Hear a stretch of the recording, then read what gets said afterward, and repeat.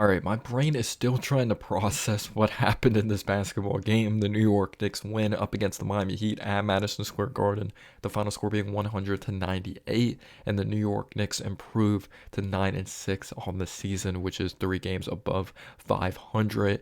And geez, the Garden was rocking. I definitely wish I was at this one. The New York Knicks play some of the worst basketball of their life and still come out victorious up against a Miami Heat team that they faced in the NBA playoffs last year and the Eastern Conference semi-finals. The Heat were not with their full squad of obviously Duncan Robinson and Tyler Hero, two big-time scorers, especially when it comes to shooting the basketball. That Tyler Hero brings a more of a versatility in that department. But this was such a Knicks win and such a Knicks game at the same time. Or I shouldn't say it's a Knicks win because I've seen a lot of Knicks basketball. I haven't seen a ton like some people that were able to watch the 70s Knicks, 90s Knicks. Much respect to all Knicks fans out there. I'm 19 years old, but I've seen enough Knicks to the point that I'm like, have I seen a Knicks game end that way? That was literally insane. Whoever went on their laptop and typed up that script for tonight, holy shit. Because we've seen so many Knicks games that they put themselves in that position, but their success rate is literally 0%. I've seen the Knicks put themselves in that position every single time. I'm like, this is a tease. I'm not falling for it. It's a fake comeback. The Knicks are not coming back and winning this thing. We have the 8 point lead early on. The Knicks are in some control. Obviously, you're not expecting them to have this 8 point lead forever, but you like seeing the Knicks get off to a good start. They shoot themselves in the foot. They shoot a couple bricks. The opposing team's moving the ball better than us. And we only happen to be up at one. And what happens that third quarter? The third quarter of doom, we're down 21 at one point. Fourth quarter comes around, we're down 16 at the start of that fourth quarter. No way the Knicks win this freaking game. The New York Knicks needed things to go perfectly, defensively, offensively, and that happened. Of course, we missed shots. You miss shots in this league, but the Miami Heat, outside of obviously they got points from the charity stripe in the fourth quarter. If I counted correctly on my play-by-play stat sheet here, 3 made field goals for the Miami Heat in that fourth quarter. 3? That is big time defensively, the way we're moving our feet. Quickly, shout out to him. Everyone makes fun of Hartenstein because Hartenstein does commit some dumb fouls at times if it's loose ball fouls over the back. But I love having a player in Hartenstein that's not afraid to get dunked on. Because if Bam Adebayo was able to execute one of those finishes down the stretch, they could have got different type of momentum, or the Heat could have gained some momentum in that fourth. But for the Knicks to be down 21 to win this game, for the Knicks to be down 16 in that fourth quarter, we needed not just good defense, we needed not just tough finishes in the paint with the contact, we needed the and ones. We needed the officials to blow the whistle, and they did. We needed more than just Brunson to step up. Quickly and RJ played their asses off down the stretch in that fourth quarter. Emmanuel quickly ignited the fire. He set the tone in the fourth quarter. He was brilliant. Hartenstein had this very nice block on Highsmith in transition. I wasn't thinking of anything at the time. Thinking of it as anything at the time. I'm like, no way, that's momentum. Hartenstein block led to a quickly 3 in transition to make it somewhat interesting. Quickly knocked down his threes. He worked down the lane, got to that push shot. I love seeing the versatility of his offensive game, how much of it has improved since his rookie year. But he managed to get in double digits. He managed to play his ass off. Offensively, obviously did defensively as well. Not one free throw. But then once it quickly started to ignite the fire, you had Brunson, that this dude just a killer from mid-range. We needed consecutive and one plays. RJ gave us that. Brunson gave us that. Knocked Jimmy Butler off his spot twice in this game to get to the mid-range, have that push shot and one. First time did not execute from the free throw line. The second time he did. But at 6'1", maybe even shorter, you know how strong you have to be to get to the paint and finish like that? He was ridiculous. He was awesome in this game. 2 straight and ones. Obviously missed the and one, or actually missed the free throw. Missed the second free throw when he drew a foul down the stretch in the fourth quarter, which gave Jimmy Butler an opportunity, but great shot contest by RJ.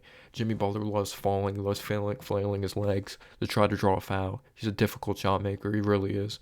But good job by RJ not getting into his landing space, being a flagrant or anything, and missing a tough shot, or resulting in a tough shot being a very good contest on Jimmy Butler, because if Brunson missed, or if Brunson made both the free throws he executed, we actually would have been up 3. But the Heat actually had a chance to take 1 point lead at the buzzer if he executed. But Quickly's going to be paid. Our bench is not the same without Quickly. That's why we can't start him if we had a better bench. There would definitely be a scenario that we start Quickly, or there's still that scenario. But Quickly, unbelievable, played with so much heart. RJ barely getting involved in this game. Huge and one to give us our first lead since half, when we're up 1 when it came to half. Just nice rip through move. Nice little step through on Bam Adebayo, because you got to be very methodical. You can't just be very predictable. But I liked seeing RJ finish with that right hand. But I liked RJ working down the lane, finishing with that right hand finish over Bam Adebayo. But Jalen Brunson, clutch mid-range on Jaquez from UCLA. I liked him coming out of UCLA. But Bam was killing it early. He kind of went away. Jimmy Butler, I felt like they kind of just relaxed. Kevin Love, Kyle Lowry. I was waiting for the big-time Kyle Lowry 3. I was waiting for that heartbreaking shot. It just never happened. Not having Tyler Hero, not having Duncan Robinson is huge for three-point shooting down the stretch in this basketball game. But we needed more than Brunson to step up through 3 quarters. Quickly came and arrived. RJ came and arrived. Who didn't come and arrive? He did give us a 7 assist, which I appreciate, because no one on the Heat had over 4 assists. Julius Randle played bad. He played bad basketball. I thought he played well early on. He was attacking, looking to get others involved. He was reading that blitz very well, because this was a preview of the playoff. We've seen in the playoffs, but he wasn't reading the game at the same level when it came to that third quarter. So many turnovers led to points for the Heat. It wasn't the 3-ball.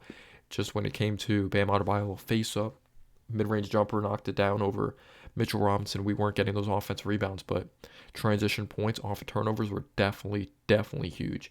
And I was just so pissed off during this game. The fourth quarter just literally flipped our moods. Like, literally, it just changed our moods, that we forget about some of the deficiencies with this team. But, yeah, Julius Randle, 6 turnovers in the first half. That's just nuts. Like, that's nuts. He didn't have any in the second, but I like that we went away from him and stuck with Brunson, stuck with Quickly, and we stuck with RJ when it came to when it really mattered most.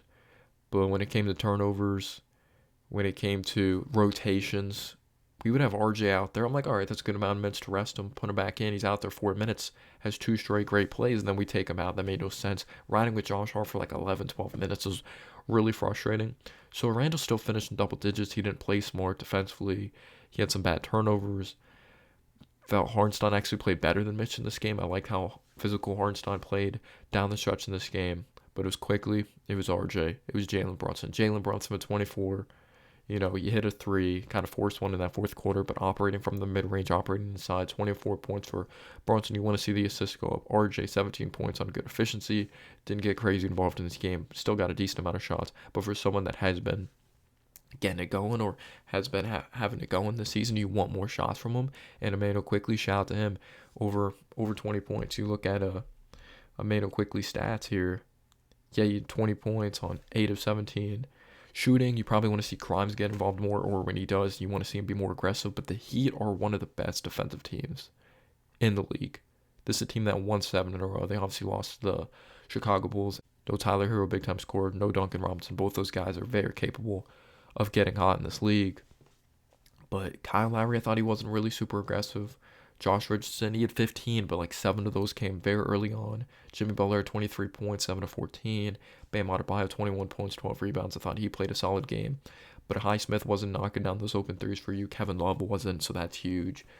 You had Cole Swider that was 0 for 2 from 3, and his threes are way off. When you have Martin that's not hitting a 3, I think his fact was he was 1 for 6 from 3. So when he's struggling from 3, you're definitely in trouble. He's known for a solid shooter coming out of UCLA, but man, the Knicks just, they scratched, they crawled, they played their asses off in that fourth quarter. Quickly, Brunson, RJ Barrett show. I'm tired. I hope you guys are having a great Thanksgiving. Peace out, y'all.